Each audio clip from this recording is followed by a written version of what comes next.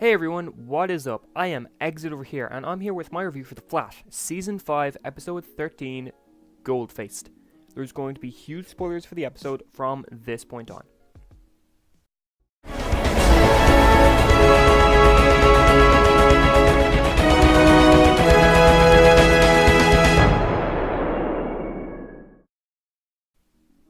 So, there was a lot to do with The Flash this week.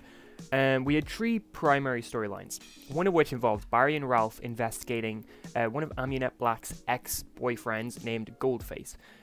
He has like an underground kind of black market for weapons that can be used against metahumans, used against CCPD, all sorts of things like that. But he also has a device that Team Flash can use to knock out Cicada. By knocking out Cicada for a minute, they can give him the metahuman cure, and voila, he is no longer a metahuman and no longer a threat. That was the primary plot of the episode. The second plot of the episode involved Nora trying to make Sherlock fall in love so that he would stop investigating her and instead kind of be focused on something else. This involved Nora going back and forth between the future and the past to get advice from Thawne on what she should do to Sherlock, and that was actually also a really fun plot. The final plot involved Iris doing some journalism, and she was investigating Cicada, and that was kind of the plot where the episode fell a little flat. It was still an enjoyable plot, but what happened there is the most disappointing part of the episode.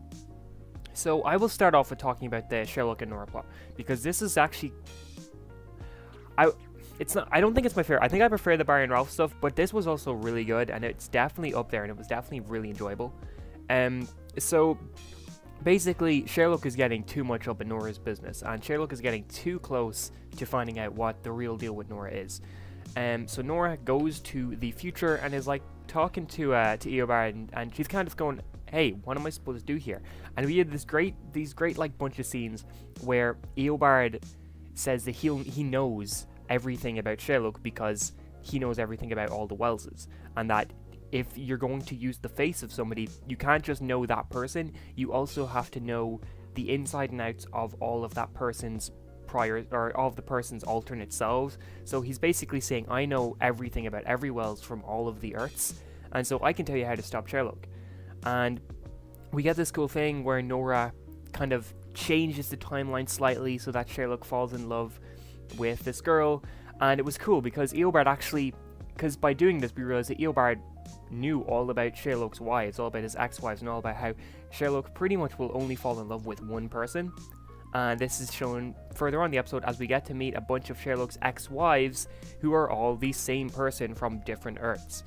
It was surprising, but I'm not gonna lie, I liked how they pulled it off, and I think this was the first episode since the premiere that I really enjoyed Nora. That I was like, okay, I'm on board with this. I think this is great. I think this is enjoyable.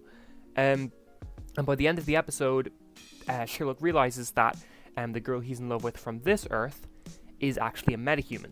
So by the end of the episode, Sherlock's kind of going, okay, I need to stop Cicada, because Cicada's going to kill her. She's a metahuman. Cicada's going to hunt her.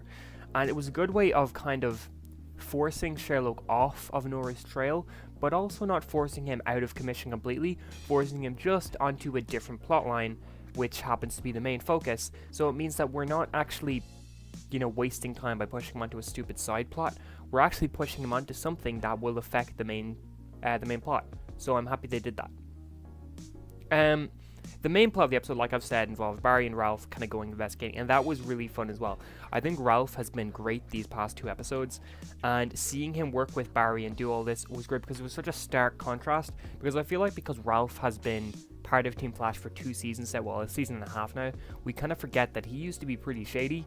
He used to kind of be in with a not so good bunch, and that he was a person that Barry generally thought shouldn't be on CCPD. And it was nice to see that Ralph using those connections and using a part of himself in this episode as he's trying to get into Goldface's crew. It was also cool to see Barry call himself the Chemist, basically this like alter ego criminal mastermind that is great at doing crimes and all that. And Goldface is like, wow, Goldface says to Ralph, you should let Barry do the talking because damn, this guy is a legit criminal. That was really good. And I would like I've said this last episode, I would like these tiny little side missions more. Like, last episode we had Ralph and Cisco, and while that didn't really go anywhere important, and this one did, I still think they're really fun and enjoyable, and they help break up the episode so that you're not having all of the team focused on one plot line that might not be interesting. You have 3 people focused on separate plot lines that each one might be interesting in its own way and help make the episode just kind of flow better and just make the episode more enjoyable. The final plotline involved Iris and Cicada, and like I said, this was kind of where the episode didn't really go well, and it's not because of the journalism stuff. I actually thought the Iris being a journalist again is great, and I really do want to see this continue more. She was investigating Cicada, and I thought that was alright if she didn't go face to face with Cicada. Because she went face to face with Cicada, we had a quick kind of minute where her and Cicada were actually fighting, and she ended up beating Cicada. And this just comes down to the fact that pretty much every episode now, one of the members of Team Flash is defeating Cicada, but that member of Team Flash just walks out of the room and Cicada escapes. This has happened probably in 8 or 9 out of the 13 episodes we've had, and it's kind of ridiculous that the writers are this lazy that they're doing this, that they're not coming up with a smart way to make Cicada be caught, or a smart way for Cicada to escape. He's escaping the exact same way every time. He's escaping because Team Flash are being stupid and letting him escape. It's getting frustrating. Well, it's been frustrating for a while now, but it's getting to a point where it's hard to kind of sympathize with the writing, sympathize with the characters, because they're making such stupid decisions all the time. But yeah, I'm not going to get too much into that because there's not really much to talk about besides that. This episode also, we didn't actually have any more Cisco, and Cisco was in last episode a good bit, but he wasn't in episode 11. He's not in this episode, and I think this is just evidence that Cisco is going to be the... We have rumors now that a main cast member might be leaving by the end of the season, and it's not exactly... it's pretty easy to find out that Carlos Valdez hasn't been that invested in being Cisco the last few seasons. Not because of his acting is still great. I mean, just his actor, from what I know, has tried to leave the show over the last 3-ish seasons, but because the writers needed him, he couldn't leave, and that's why he's been relegated to such small roles the last few seasons, where he won't be in a few episodes, but the episodes they are in, he's either in the background or whatnot. He's not really doing much anymore, and because he's not in this episode, considering that we literally just found out that a member probably will be leaving this season, I think it's safe to say Carlos might be done with the show, because I think he wants to go on to doing things like directing and other acting and all that sort of stuff. So it's kind of sad to think that a character we've been with since the beginning might be leaving at the end of this. But Flash is one of the shows that actually has lost the least amount of original characters. Like, the original cast of the show was a Wells, Cisco, Caitlin, Joe, Iris, Barry, and Eddie Thawne. Eddie Thawne is gone now, because we get a new character every season pretty much. Season 2 we had Jay Garrick, season 3 we had Julian Albert, and then for season 4 and 5 we had Ralph. But out of that, everyone else is still on the show. We still have a Wells. Joe might not be appearing as much, but he's still very much on the show. Iris, Barry, Cisco, Caitlin, we still have all of them. It's kind of surprising that the show has basically lost... It has one character that it rotates out every season, pretty much. But besides that, we still pretty much have the entire cast we had in the first episode. And it's kind of... It's crazy to think about, but saying that, I also think that maybe the show could use with a shake-up of the cast. Because I know that Arrow changes its cast pretty drastically.